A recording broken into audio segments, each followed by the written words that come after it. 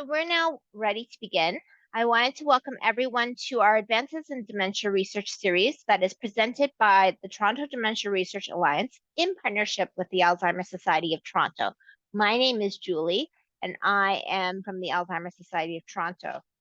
This webinar series discusses recent updates in dementia research and highlights dementia research studies occurring across Toronto. Today, we will be presenting updates on innovative research projects on driving in people living with dementia.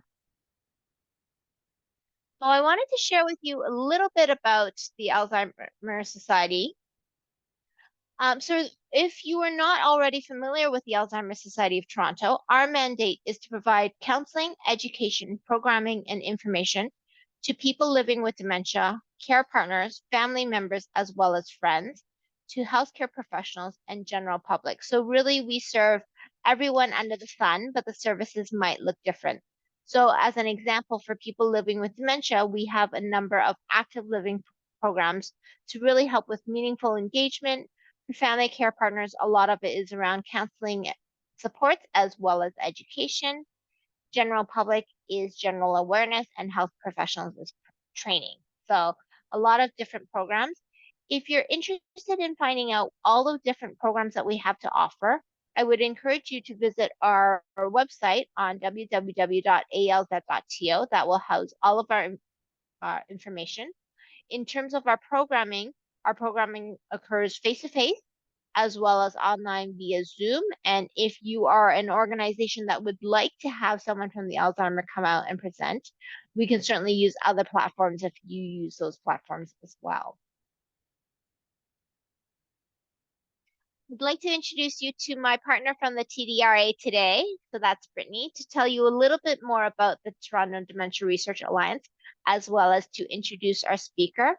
I did want to let you know that these webinars are recorded, so they are housed both on the Alzheimer's Society of Toronto's YouTube channel, as well as the TDRA website. Okay, go ahead, Brittany, it's all yours. Thanks, Julie. So if we can have the next slide. AST and TDRA partnered on an initiative to make research more accessible to everyone. The Toronto Dementia Network, or TDN for short, is a website that lists dementia-related programs and services across Toronto. On this website, we created a section called Research Studies, which lists dementia studies that are open for participation across the city. Each study listed is led by TDRA-affiliated scientists and has been approved by a research ethics board. There are studies for people living with Alzheimer's disease and other types of dementia, as well as mild cognitive impairment, those at risk of developing dementia, as well as healthy volunteers and caregivers. These studies are all summarized in plain language, and to get started, the website link is shown here in orange, and information about the TDN can also be found on the AST and TDRA websites. Next slide, please. On the website, there are two main pathways. First, you can browse for a study using search terms, filters, and quick searches. When you find a study you're interested in, you can fill out the contact form to be connected with the research team who will enroll you in the study if you're eligible. Or at the bottom, if you're not sure where to start, you can fill out a questionnaire to be matched to a study. Any information you enter will be securely stored and protected. If you would like to have, or if you'd like help with using this page, there's also a phone number listed on the website that you can call to speak with a TDRA staff member, usually that's me, who can help walk you through the process. Next slide, please. Thank you. So this is what the website looks like. When on the page, if you're looking for something specific, for example, Alzheimer's disease studies, you can type it into the search bar along the top. You can hit submit with that term or apply more filters like type of study, age group, target population, or the study location, and then hit submit. Alternatively, you can also use the quick search buttons we have in the blue boxes. If you'd rather fill out a questionnaire to be matched to a study, you can click the Match Me to a Study quick search box or scroll to the bottom of the page and you'll see this orange button that says Can't find a study you're interested in, which will also take you to the questionnaire. Each study summary, like the one shown on the left, describes what the study is about, who can participate, the location, and the time requirement, all in plain language. The study being discussed today is listed on the TDN, so you'll be able to read more and connect with the study team there as well. Next slide, please. I'd now like to introduce our speakers, and before I do, just a reminder to keep your questions until the end of the webinar for our question and answer period, but feel free to type them into the chat throughout and we can keep track of those. Today, we're grateful to be joined by Doctors Gary Nagley, Mark Rappaport, and Saye Bayet, sorry. So Dr. Nagley is a professor in the Department of Medicine and the Institute of Health Policy, Management and Evaluation at the University of Toronto. He is Vice President of the Medical Services and Chief of Staff and Chief of the Department of Medicine at Baycrest Health Sciences, and he's a scientist at Baycrest's Rotman Research Institute. His current major research focus is on driving issues in older adults.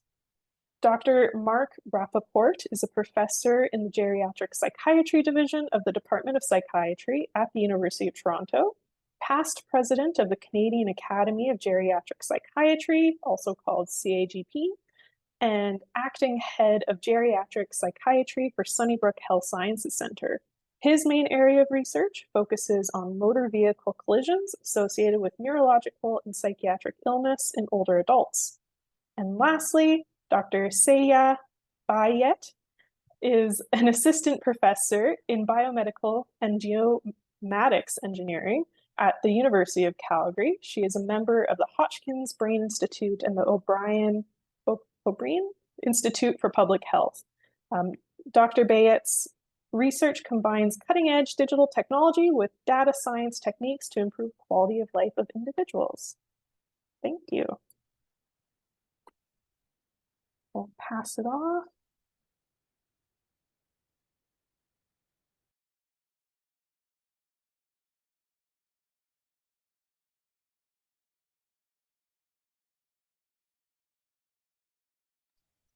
Thank you very much, Brittany and Julie.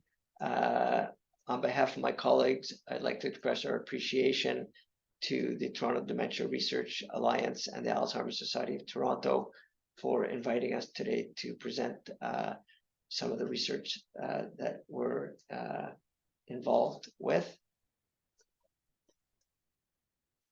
So I'm going to begin with talking a bit about our research aim, issues, and a background about driving cessation and dementia.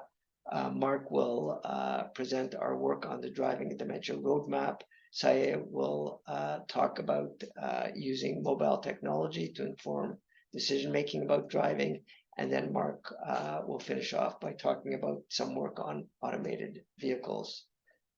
So we aim to develop resources to support people with dementia, family friend carers, and healthcare providers in making the decision to stop driving and to continue living well after driving stops, and to use innovative technology to address challenges in determining when driving becomes unsafe and keeping people with dementia mobile when driving stops.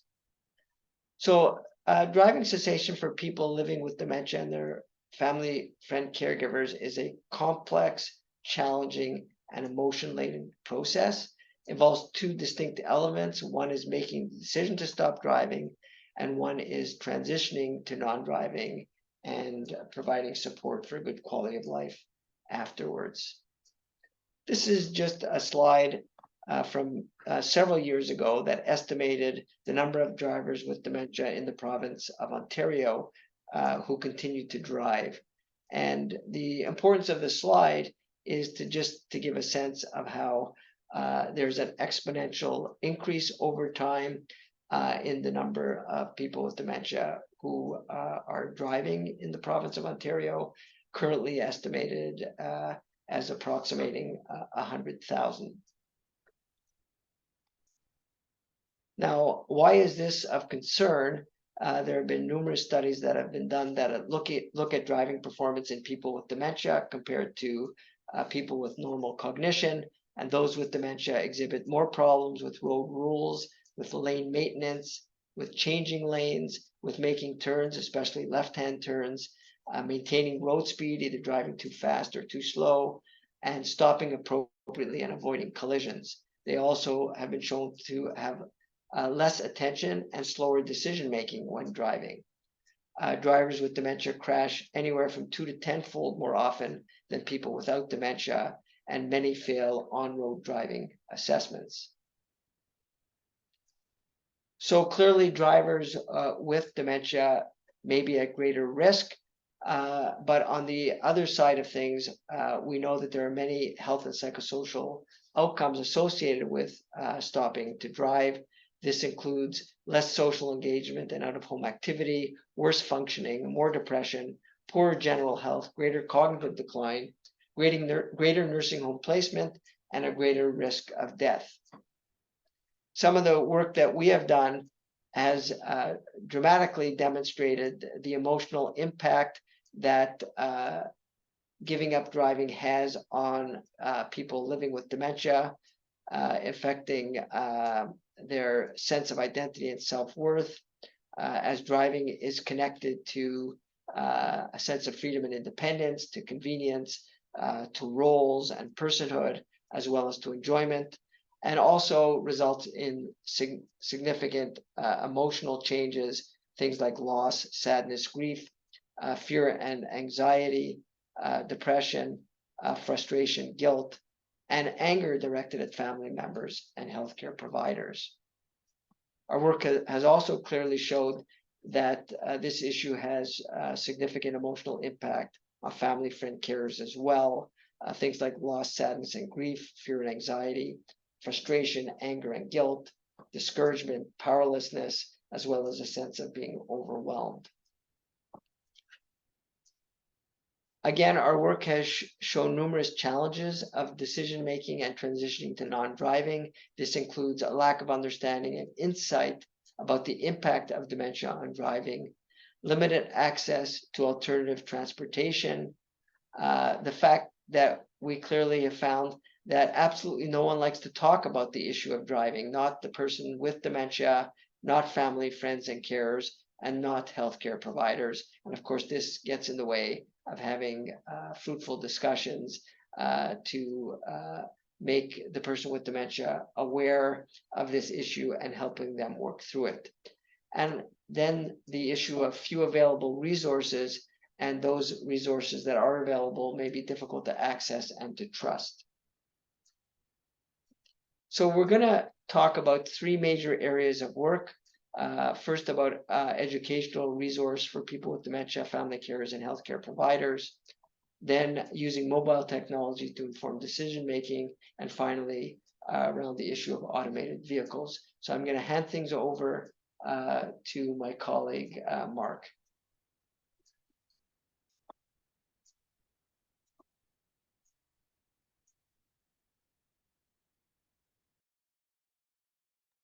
And I'm unmuted now. Thank you very much, Gary. So one of the first project that we'll talk about is the Driving and Dementia Roadmap. You may have seen this on the CBC. We were very pleased that we got some national coverage for this website. This is a resource that Gary and I, together with Elaine Stasioulis, without whom we could not have done this project, we launched in about a year ago. And it is meant to help people through that whole process that Dr. Nagli just discussed about how to decide when it's time to stop and how to continue living after stopping driving. There are portals on this website for people with dementia, for family friend carers, and for healthcare professionals. And it's relevant for people who are still driving and those who are no longer driving. And you could access the website at www.drivinganddementia.ca. It's important for us to emphasize that this also could not have been done without the voice of people living with dementia and their caregivers. We have an advisory group who gave ongoing feedback on the content, design, and the impact of the Driving and Dementia Roadmap to make sure that it achieved the aims that we wanted it to. After clicking on, so this is a portal for people with dementia. So they may click here and that will take them to this page that opens up a variety of other topics. How can dementia affect my driving? How do I get around without driving? How do I deal with my emotions? How do I learn about licensing and other transportation options? Here's some examples of recognizing when it's unsafe to drive and getting help deciding. So recognizing when it's unsafe, we have some content here. Each of these buttons opens up with more information. There are videos that help describe how to have discussions about driving assessments and other ways to get around. Getting help to decide to stop driving. There on each of our pages, we have text that's helpful in and of itself. We also have links to not just videos, but resources like the Driving and Dementia Decision Aid that was developed in Australia, a 4-step approach about help clarify your decision. What do you need to make your decision? How to weigh the options about stopping or continuing to drive, and what next? If you're a family friend carer, there are a lot of resources. Someone might click here if they have a relative who is still driving with dementia. And there are very similar topics, for example, emotions and how to decide. But our family friend carers who helped us with the advisory group, they told us conversations are so difficult. How do you have a conversation about giving up driving? Or what happens when the person with dementia just won't stop driving? They don't have a license anymore, or they have been told to not drive. So we have resources for these issues as well. There's a conversation planner about how to have the conversations, who should be there, when is a good time, what to cover, how to have, and one of the key points with our conversations is that it's important to have these over time. These are not one-time conversations. Who can offer support? Who else is there available to help with this process? How to manage when a person with dementia won't stop driving. When you click here, there's some ideas that we provide, and there's a lovely video from a workshop done by an occupational therapist named Teepa Snow, who educates people and models this type of conversation. So there's a research study, and it's still ongoing. The website is out there, and we're very happy that people are using it, not just across Canada, but internationally. But we still want you and your family, if you're someone with dementia, if you are a caregiver, we want you to give us feedback. If you're a healthcare professional or work with a community service organization helping people with dementia, you could we want your feedback. We'd love it for you to share with your clients and their family members to see if they can give us feedback. We want to know, how is this used in the real world, and how is it impacting the way people who use the website approach and manage the issue of driving cessation. So on the website, I'll go back there to the landing page. There are surveys, your opinion wanted, and that allows us to understand how it's used. We also invite people to contact us to do interviews. We want to interview people who've used the website about what they liked about it, what they didn't like about it, how they're using it, and how it's informing their decisions and their lifestyles. Anyone who is living with dementia and is still driving or stopped driving in the last 2 years, a family member or a friend who's caring for or providing support to a person with dementia or still driving or has stopped driving in the last 2 years. We also, if you are a healthcare provider, we do want your feedback as well. The idea would be to use the roadmap website for 4 weeks, complete a diary while using it, and participate in an interview or focus group for Zoom. And there's compensation for your time. There's a $100 gift card. The interview or focus group happens, it takes about 30 minutes to 1 hour. The website, we want you to use it, not just to look at it briefly. We want people who will really engage with the website and explore it. And I hope that people who use it will find it helpful, not just to help research, but to help themselves. The significance is that by gaining an understanding of how the roadmap assists people to make decisions to stop driving and support them once they stop driving so they can continue living, we can demonstrate that this resource has a real-world impact. We also feel it's very important for people with dementia and their family friend carers to have an opportunity to provide their say about what we can do better. This only works if people with lived experience with dementia, with caring for someone with dementia, if they engage with it and tell us what they need. and what gaps this is filling and what is not working. So to contact us for this study, Elaine Stasioulis, who's here, her email and phone number are available, and there is also a special code that you can scan with your phone if you prefer to use that to get more information about the study. So with that, I'm going to introduce Dr. Saya Bayat from the University of Calgary to talk about the next section.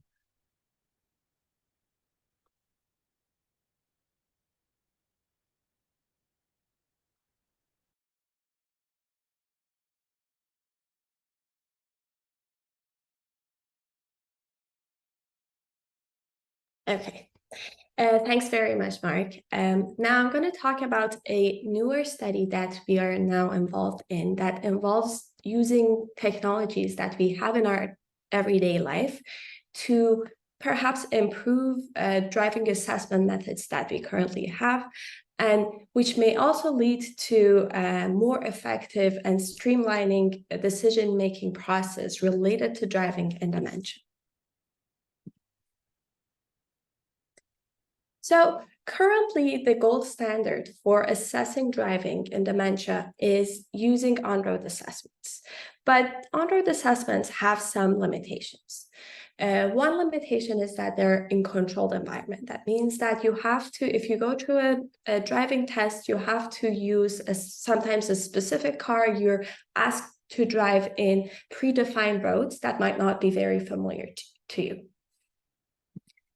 The second limitation is that there might be some issues with consistency. There are different sites and there are different raters, and that might introduce some inconsistency in the results. And then the third limitation is the behavioral impact. So because you're being watched, you might perform poorly because you're stressed, or in some cases, you might perform better because you're being watched. So your driving performance, your driving behavior may be impacted because you're under that test environment. Because of these limitations, we're now shifting toward using GPS-based technologies that we can install into people's own vehicles and that can gather data about real-life driving behaviors. We think that this technology can learn more about actual driving patterns of people in their own cars and in their own neighborhoods and on the roads that they typically drive. So some of the strengths of these methods is that they provide real-life relevance. Again, you're driving in your everyday roads in your everyday neighborhoods. It also provides abundance of data. So you're not only limited to that 30 to 1 hour of test assessments. The data is provided during everyday driving behaviors. And it's less hassle for the individuals because you don't have to book an appointment, find a time, travel to the test site for your driving to be assessed. This can be installed in your car and can monitor your driving as you go. Because of this potential, we wanted to, so this potential led to our research aims for this study. We want to evaluate this technology's ability to distinguish between healthy older drivers with mild cognitive impairment, and older drivers with mild dementia. And we also want to assess people's experiences using this technology, what their thoughts are on the ease of use of this technology, the convenience, the privacy aspects. We want to see what this technology would look like in everyday life. So what does this look like? This is the technology. It is the size of the palm of your hand. It gets installed here in the middle. It's not covering anything. And it's very easy to install as well. And this technology has two camera systems, one facing outward where it gets view of the outdoor environment, so the traffic situation, the environmental factor that may play a role in driving performance and driving behavior. And there's another view of the camera from inside the car where it provides information about the driver behavior. And we think that this technology can introduce a potential change for evaluating the real-world driving of older drivers in their own vehicles and in their own environments, outside control settings.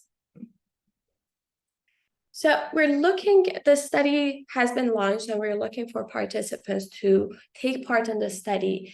And we're looking for active drivers with and without dementia who have valid driver's license and an insured vehicle and who are fluent in English, because we have some questionnaires that we want to complete with them. And we want everyone to be active drivers, so drive at least 2 times per week. And this is what the study would look like. First, we would have a short telephone screening. Then you would be invited to visit one of the research sites, so Baycrest or Sunnybrook, based on your choice and what would be most convenient for you, where we would complete a couple of questionnaires and we would install this device in your car. Then we would have that device in your car for 8 weeks. And then after 8 weeks, you would be invited back to meet with us, and we would complete a couple of more questionnaires, this time about your experiences with using this technology, having this being in your car. And then at the end, the device would be removed from your car. And a compensation of $100 cash or gift card would be provided as a token of appreciation for your time. So we think that the impact of the study would be that this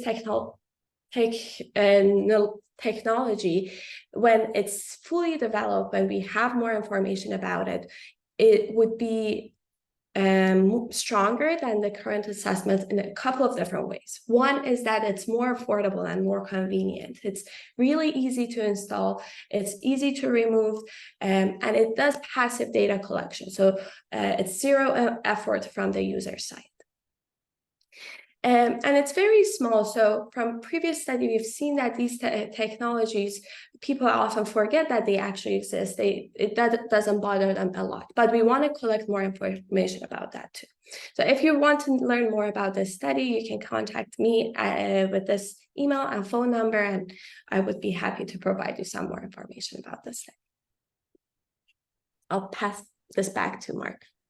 Thank you very much, Saya. That's great. So the third study, so I'm just going to go back and summarize. We've presented the study about the driving and dementia roadmap. That's for people who have dementia and their family carers who either they're driving or they've stopped driving in the last 2 years. The study that Dr. Bayat just presented is about people with dementia or mild cognitive impairment who are still driving because they need to be able to drive. And now this study is about driving with dementia and automated vehicles. The question is, can automated vehicles help people with cognitive impairment and dementia? People often ask Dr. Nagli and I, why are we studying this area of driving and dementia? Because eventually cars will just drive without us. Well, there's, as I'll show you, there's a good reason that we feel it's an open question. It may not be as much of a wonderful thing for people with dementia, and that's why it needs very careful study in this population. So I want to also just acknowledge that we have in the audience today, we have the researcher, Galera, who is in charge of the study, and we'll have her full name and email address at the end and get a chance to introduce her. At this point, there are some potential benefits of automated vehicles. They can assist right now with some driving responsibilities like staying in your lane, controlling your speed. They could potentially help people with dementia prolong driving safety. We know that whatever happens with automated vehicles, they're not going to be fully automated. They're going to be partially automated, meaning that they won't fully take over in a way that you'll never need to respond. Everyone who manages the vehicle will need at times to take over the driving tasks. Automated vehicles require the driver occasionally to take over the driving tasks in certain situations. If there's a problem with the computer of the car, if there's a problem on the road, the driver may need to take over control. Now, taking over driving tasks requires very quick action and is very demanding on the brain. It may be very different demand than just regular driving. With regular driving, your brain is always on. You're always, you need to always be quick and paying attention. With once in a while taking over, you might be lulled into a very relaxed or possibly even sleepy state where you may be less able to respond quickly. Existing studies of automated vehicles have not included people with mild cognitive impairment or dementia. So what we want to do is to investigate the safety and effectiveness of this technology for people with subjective cognitive concerns, mild cognitive impairment, and dementia. We want to explore the acceptance and perspectives of our participants' views on automated vehicles. Now, the study takes place at Driver Lab, which is a high-tech driving simulator located in the basement of the Toronto Rehabilitation Institute. As you can see, this is a very real car with lots of cameras and lights around, and the participant would be driving in a simulated environment. So the car actually does not go on a road. It's a simulated road. There is no chance of getting in a crash on a simulated on a driving simulator. So it's very, very safe. And that's why we can include people with not just subjective cognitive concerns, but mild cognitive impairment, mild dementia, and we can include people who have given up driving in the last 18 months as well.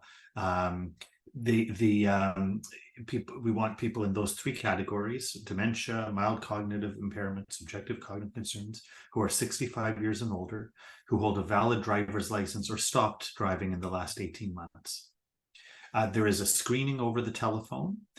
There are 2 visits of 2 hours in duration to Toronto Rehabilitation Institute, which is downtown Toronto in the university and college area.